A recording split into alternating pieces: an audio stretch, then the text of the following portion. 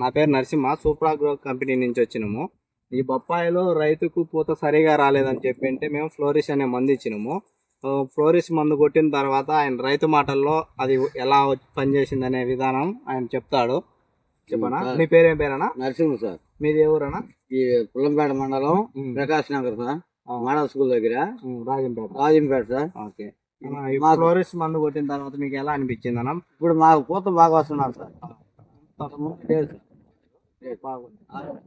వాడిన తర్వాత బ్రహ్మాండంగా పూత వస్తున్నారు సార్. రైతులకి ఏమన్నా చెప్పాలంటే వాడమని చెప్పి రైతులు ప్రతి ఒక్కరు కూడా నేను చెప్పేది ఏమంటే ఈ ఫ్లోరస్ వాడమని నేను ప్రతి ఒక్కరు కూడా చెప్తున్నాను సార్. బ్రహ్మాండంగా పూత వస్తున్నారు సార్.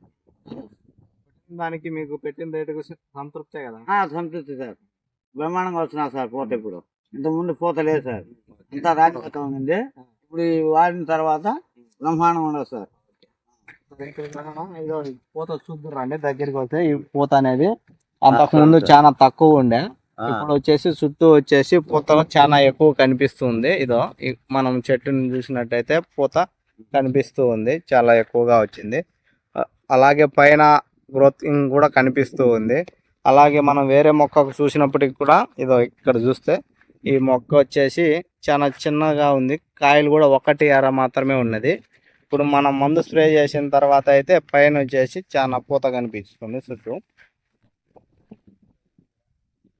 చాలా చుట్టూ అయితే పూత కనిపిస్తూ ఉంది. ఇదో ఇక్కడ కూడా చూస్తున్నా మనకు ఫ్లవరింగ్ అనేది చాలా బాగా అయితే సెట్ అయింది.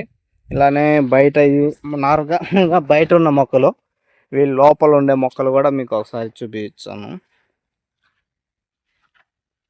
ఇదా